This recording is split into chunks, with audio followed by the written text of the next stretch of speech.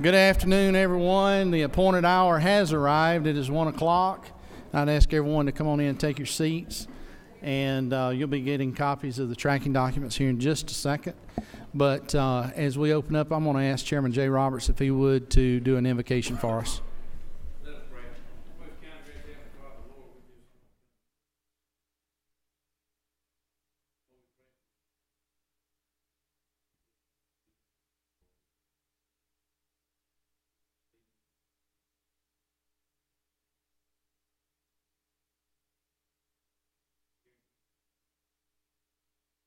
Amen. Thank you, Jay. Again, thank each and every one of you for being here with us, and I know we'll have some other members coming and going as we get started. I'm going to turn the chair over to Chairman Earhart, and I will go to the podium to present. Thank you, Mr. Chairman. Chair recognizes Chairman England to present the budget.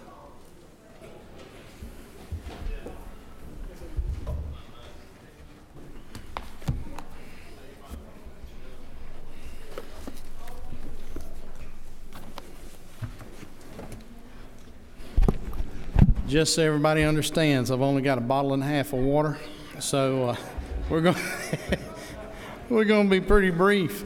Certainly not to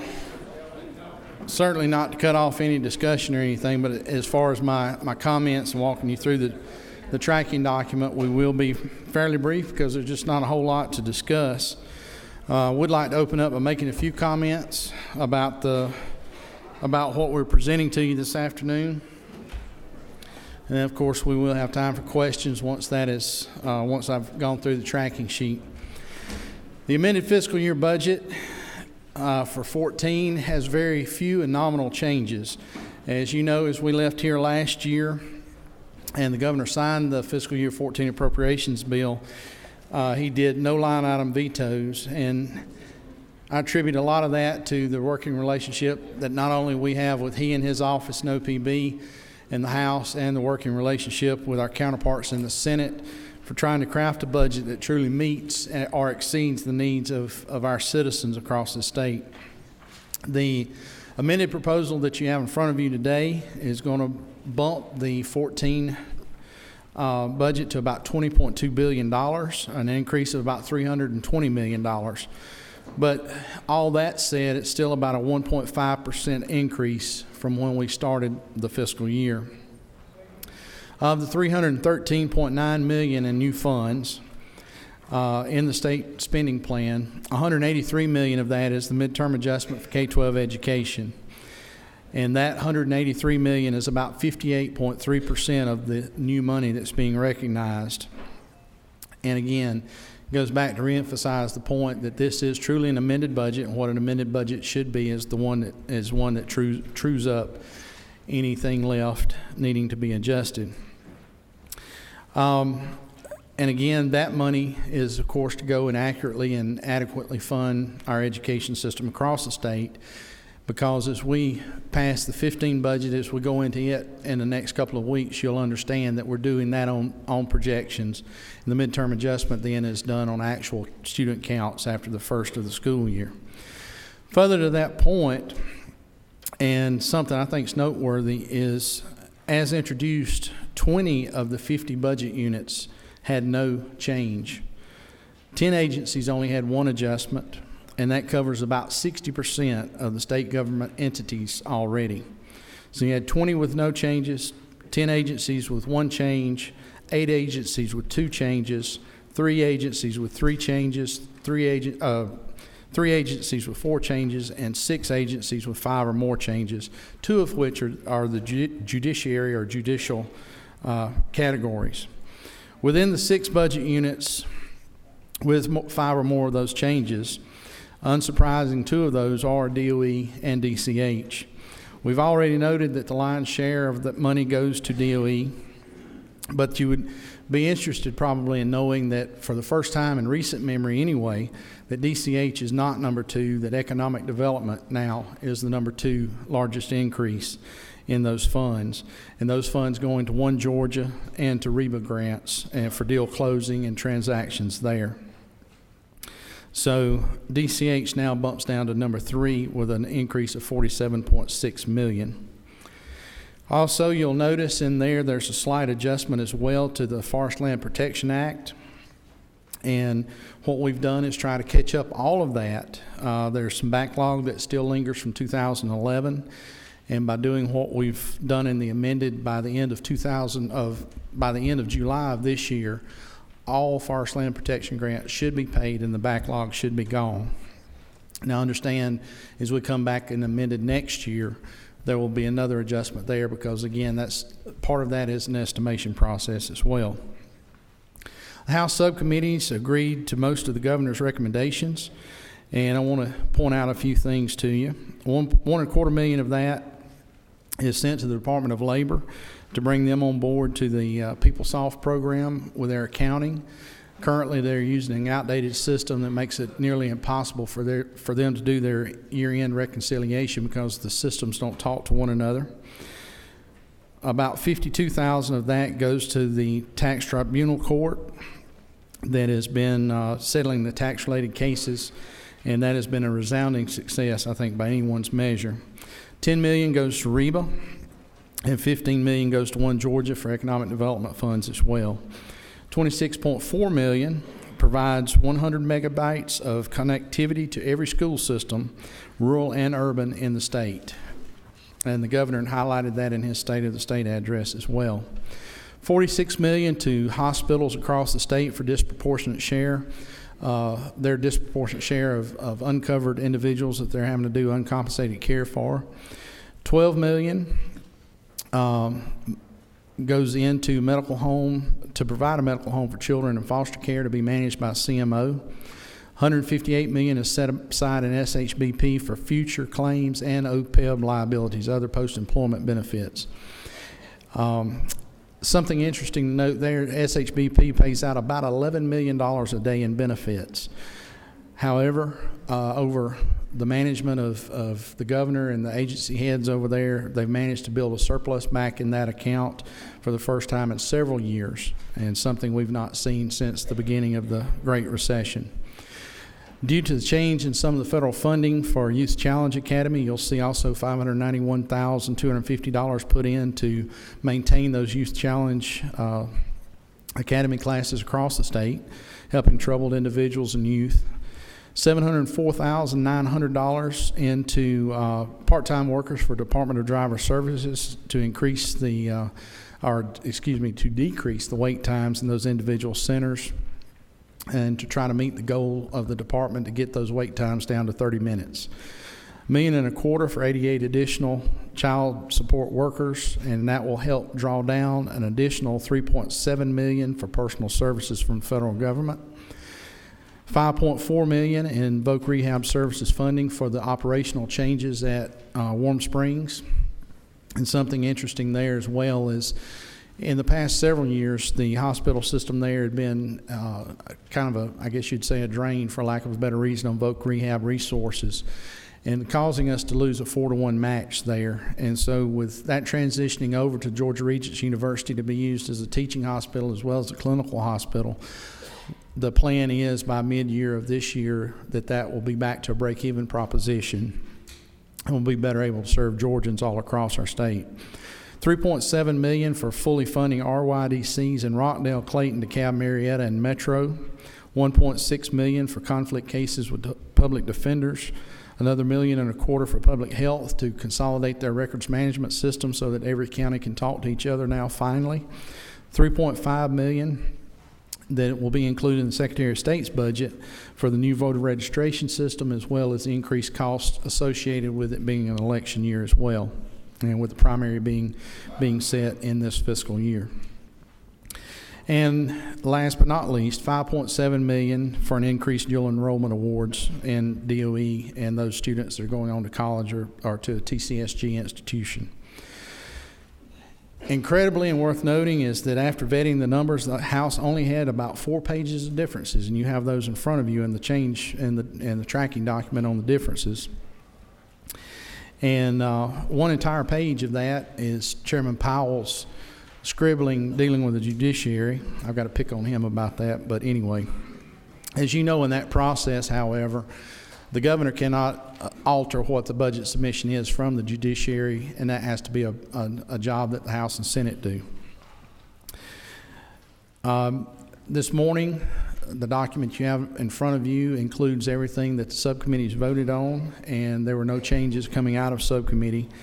And so as we go through the tracking document here in just a minute, I want to make two final points, and we'll get into that. We've done a lot of due diligence on this document, and I want to thank each and every one of you that have served on subcommittees. I want to thank our subcommittee chairs, but I also want to thank our staff because they have done yeoman's work in getting everything put together and having these documents in front of us in such a speedy and time-sensitive nature. And it's, you know, by not having a whole lot of changes to make, it makes it a lot easier to get something prepared, finished, and moved on. And now what we'll do is take and turn our efforts toward the 15 budget and make sure that we go through it. And the goal again would be that when the governor signs that document at some point in the next few months, that we don't have any red ink on it as well. I'm not making that promise, but we're going to do our best. It is a sleek amended budget and only adjusting what needs to be adjusted.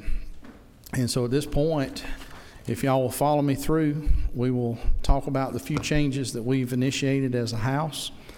And after that point, Mr. Chairman, I'll be glad to answer any questions. As you go through, there are a few things that I want to point out. Some are just very minor changes from what the governor had recommended. In Section 3, dealing with the joint offices of the General Assembly, as many of you are aware, we contracted out with GBA to manage the remaining portion of the Capitol building that the General Assembly had been managing on our own. We had a couple of employees retire that had been looking after that. And after looking at it, it just made sense that GBA is managing the biggest portion of the building. So it just made sense to transfer that responsibility over to them. So you'll see a $300,000 transfer there out of the Legislative Fiscal Office to ancillary, you know what that word means, services. Y'all, you know, redneck comes where redneck is, so some words are beyond my pronunciation. Section 5, the Court of Appeals. As I mentioned, one full page of changes. If you boil it down to just a tracking sheet of the changes, deal with the judiciary and the changes there. Many of the things that were asked for by the judiciary are things that we want to go forward and look at in 15 that didn't seem prudent to take and do in the amended budget. Two of those occur in Court of Appeals at 5.1.1 and 5.1.2.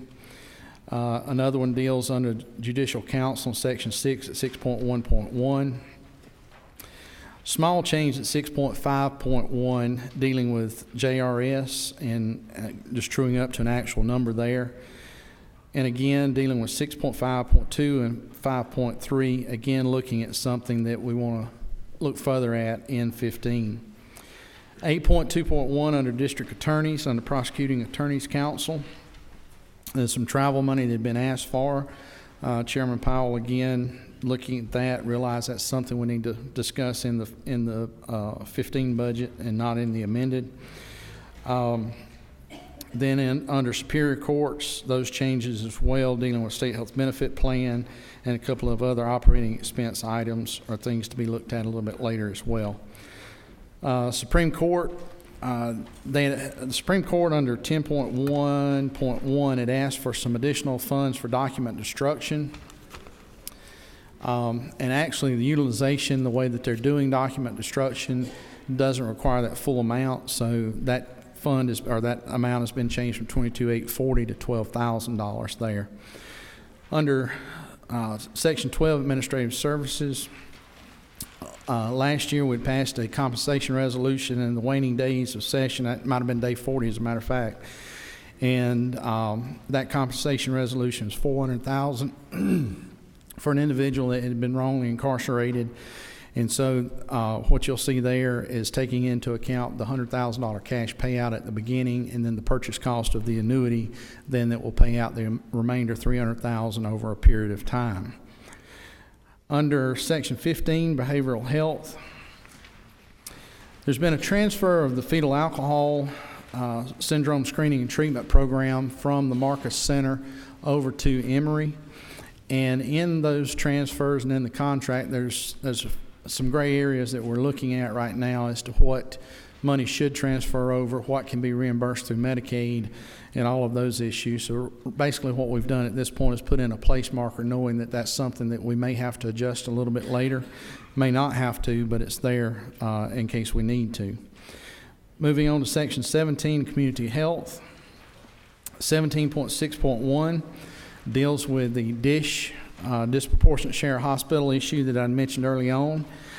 We were able to identify some additional funds that federal matching funds that could be pulled down for DSH.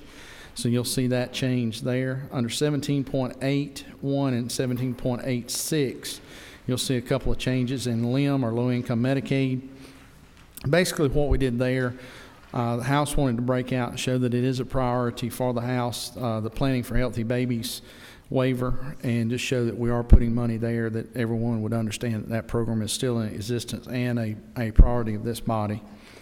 Under 17.18.1, the Georgia Drugs and Narcotics Agency, that just allows for one additional inspector position. I think they're sitting right now at 8 or 9 positions filled with 13 authorized, and just was something that seemed as a need, and so we honored part of their request as well there.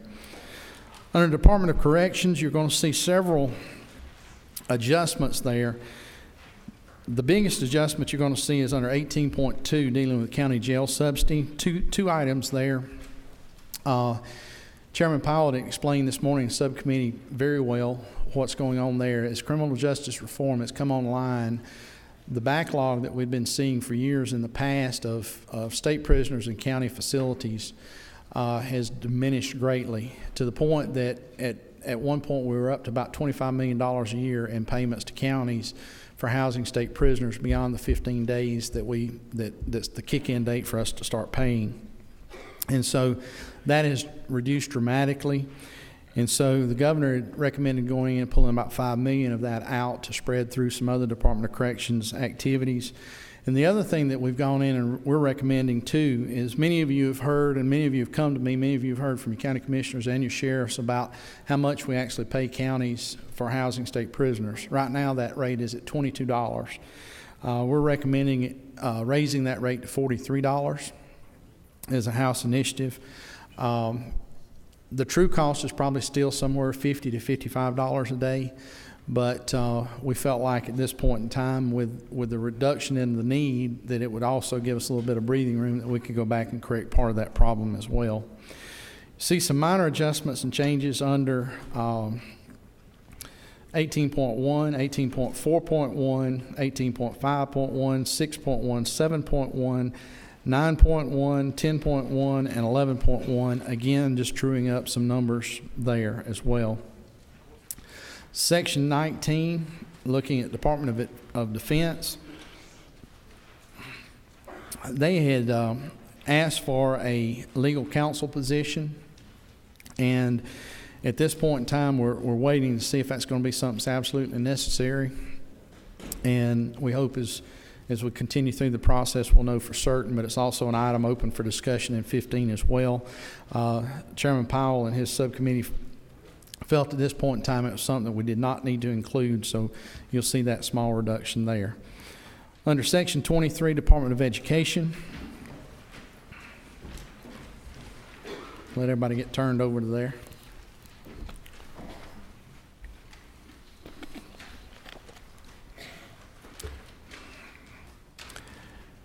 Several odds and ends that we've done there, and as I mentioned a minute ago, DOE is one of those areas that had multiple changes in it, but it is, of course, the biggest portion of our budget.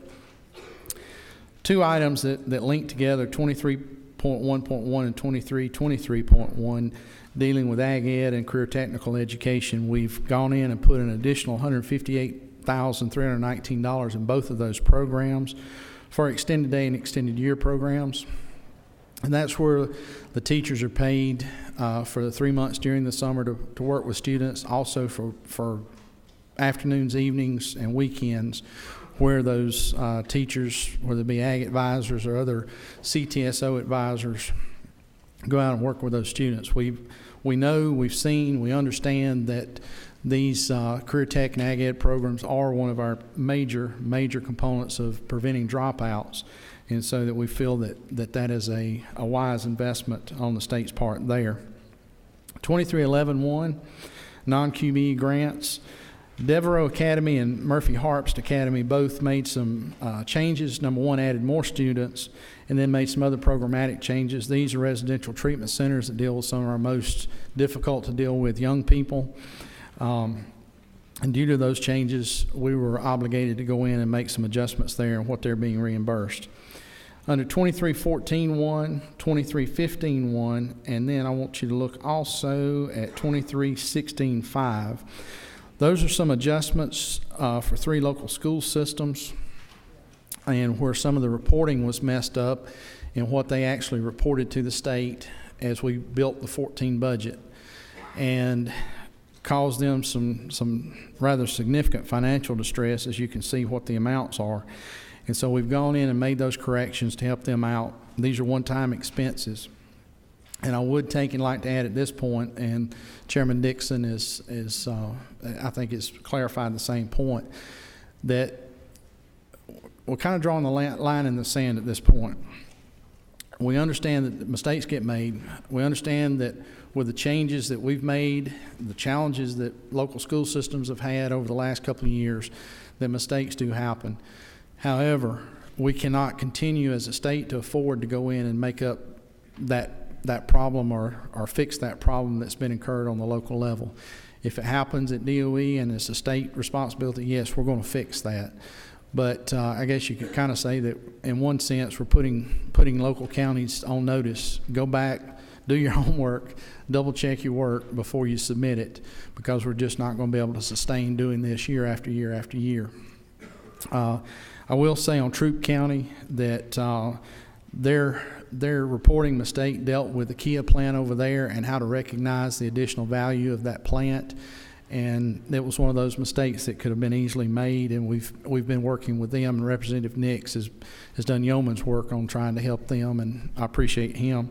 And the same with Ware and Tift counties both. The representatives from those areas have done yeoman's work in bringing those problems to our attention. You'll see a small adjustment to the midterm number on 2316-1. That's just truing up for actual numbers. You'll see also a small tune-up dealing with actual numbers on SB 10 scholarships at 2316-3.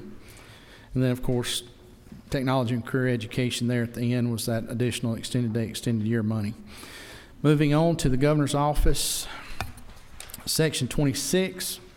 Governor's Office of Consumer Protection, that call center that's been located there for several years is actually moving over to GTA, the Georgia Technology Authority. They will be handling that job from this point forward. They were already routing the calls anyway, so it just made sense to consolidate that there.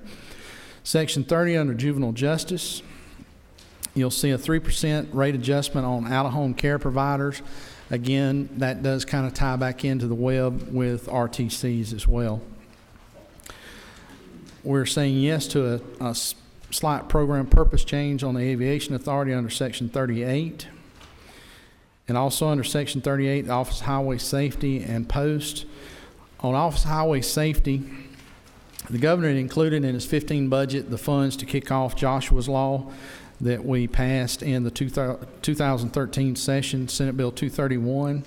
So what we've done is gone in and added a little bit of planning money so that come July 1, as the new budget year starts, they will already have some planning in place as they go into the new school year. Under Post, 38.9.1, as you look there, the governor recommended a $150,000 cut there to replace with other funds. The problem there is not that they don't necessarily have those additional funds, but those funds come from fines, and you don't necessarily know at this point whether they're going to have them or not. So what will be the end result of this is that money will then actually lapse into the rainy day fund at the end of the year. 43.3.1 deals with FLIPA, Forest Land Protection Act. And you'll see there the additional $531,801 that we've added in the House to bring that to that fulfillment. Section 47 on 47.6.1 under intermodal, that deals with a state-owned rail line in Screven County, and I want to thank Chairman Burns for bringing that to our attention. There had been a derailment there due to the condition of the line. We've not been spending money on that line to keep it up. Matter of fact, a lot of the last money that was spent on that line was in the 1990s or 1990. So there was derailment that kind of put the line out of commission. The DOT is going in with emergency funds to fix that and get it back and up in operation. They do have a couple of new customers on that line, so you could basically file that under economic development as well if you wanted to. Section 50, dealing with bonds. The governor had asked in his book and presentation some redirections of those bonds. However, those bonds had never been issued, and so we were asked to change those to a different category and put them under new bonds, basically redirecting the purpose of the amount, but since they have not been issued, they still have to be categorized as new bonds at this point in time. So we've made that adjustment, no changing in any amounts or anything dealing with that. So it's just basically a move of categories there. That wraps up the changes that we've made from the governor's recommendation, Mr. Chairman, and I'll be glad to answer any questions if there are any. Thank you, Mr. Chairman. You have several questions. First is from Chairman Jay Roberts. No. Thank you, Mr. Chairman, and great job. Y'all did a great job. One quick on the county jail subsidy. We're going from 22 to 43. That's wonderful. But what is the total cost? Do you know? No, I don't really know because there's no way to put a full finger on that until the end of the year to know how many prisoners have actually been there. It could use up the entire $4 million, but it's doubtful, very doubtful actually, that they would even get close to that. But again, if those funds are not used, that's more to be allowed to roll over into RSR if we need to at the end of the year. One more yes, question, Mr. Chairman. On the Joshua's Law part here, when we passed that bill, I mean, the intent behind it was that every school system in the state would end up with a simulator. Will this allow for that to happen? The $30,000 is just initial training or initial startup. The money that's put in the 15 budget, I think it's $150 some odd $1,000 in the 15 budget, gets that process started. I think it's going to be one of those things that it's going to be a few years before it's fully up and running, but you got to start somewhere. And of course, we're relying on some of the super speeder fines to help pay for that as well. And I can promise you the message to Tiff County, if they screw up again, will be delivered. Thank you, Mr. Chairman. Next is from Representative Gardner. She waves. Your microphone is on. She waved. Sorry, I didn't see her wave. Next is Chairman Rogers.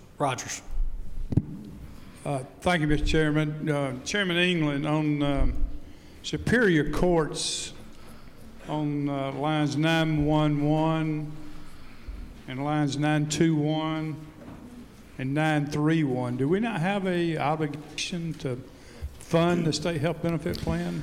No, last year, all state agencies were asked to eat a 1% increase in state health benefit plan costs, and all agencies did, including the judiciary, but what they've done here is just come back and ask for that 1%.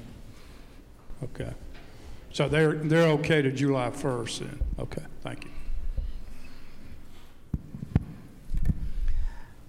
Next question is from Representative Williams.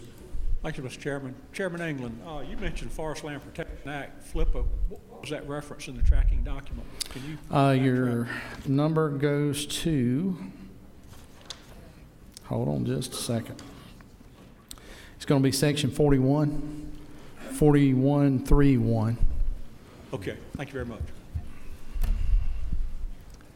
Next question was Representative Pruitt.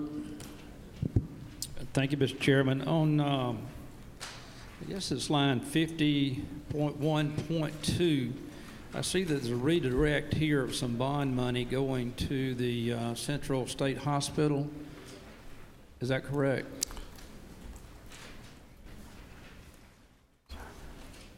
On 50.1.2,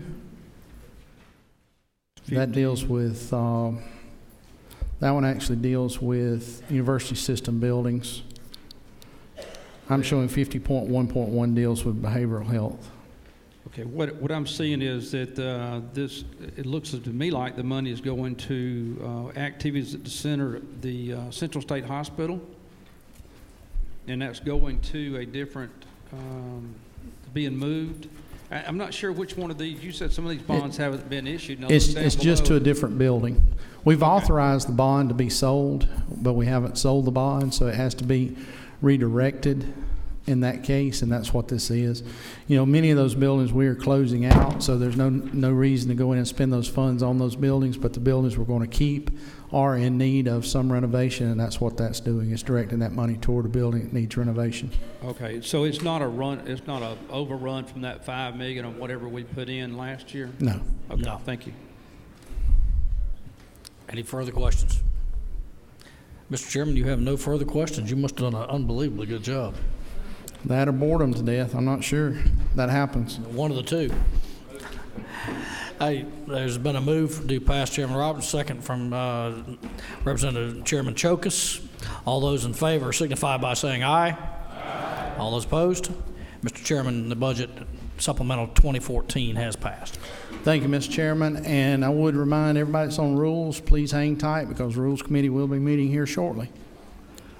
Thank you. Let me get my gavel.